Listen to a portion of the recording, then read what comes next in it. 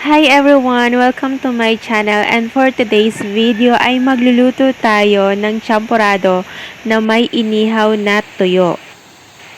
Ang sarap talaga kumain ng champorado kapag malamig ang panahon, lalo na't may inihaw na tuyo. Tara guys, samahan niyo na ako magluto.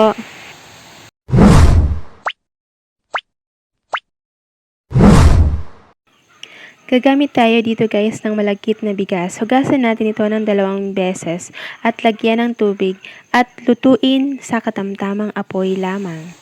Takpan natin ito para mas madaling kumulo. Ayan, kumukulo na at konti na lang din yung sabaw.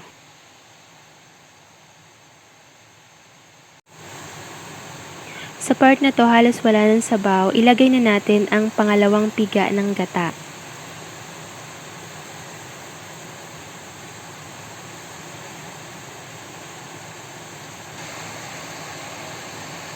Pagkatapos natin ilagay ang pangalawang piga ng gata, haluin natin ito ng mabuti.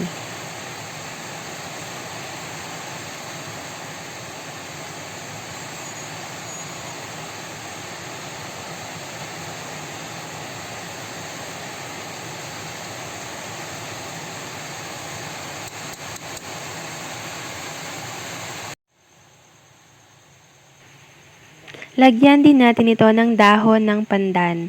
Mga 2 peraso tapos hatiin na lang natin.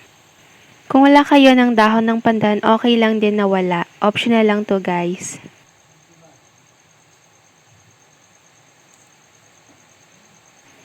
Ayan, ilubog lang natin ang mga dahon ng pandan.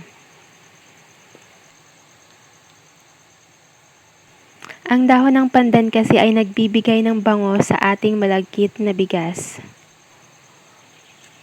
Takpan natin yan at hayaang maluto ng 10 minuto. Tikman na natin kung luto na ang ating malagkit. Kung luto na, alisin na natin ang dahon ng pandan.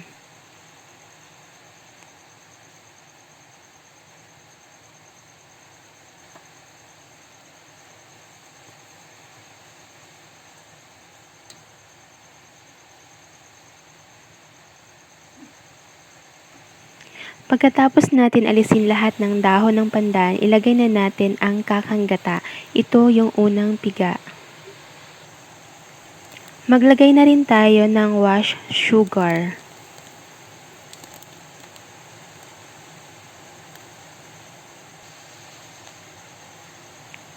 Maglagay na rin tayo ng cocoa powder.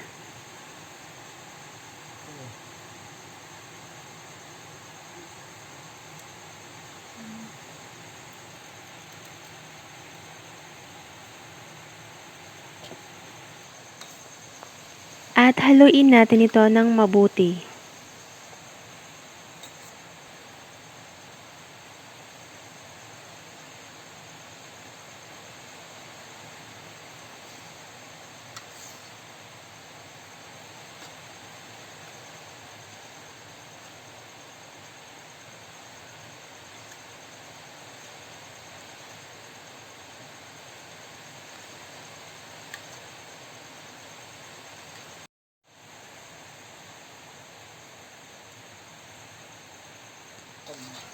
Magdagdag na lang din tayo kung kulang pa sa cocoa powder.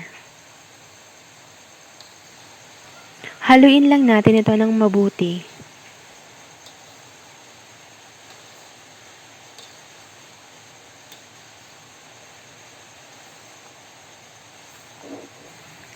Tikman na natin guys kung okay na ang lasa. Kung kulang pa sa asukal, magdagdag na lang din tayo.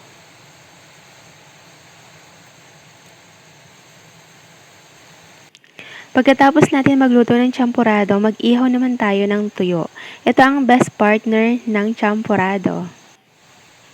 Nag-ihaw lang ako guys sa non-stick grilling pan. Ito na ang ating champorado na may inihaw na tuyo. Tara guys, kain na tayo. Sana ay nagustuhan nyo ang ating video for today. Please don't forget to like, share, and subscribe. Bye!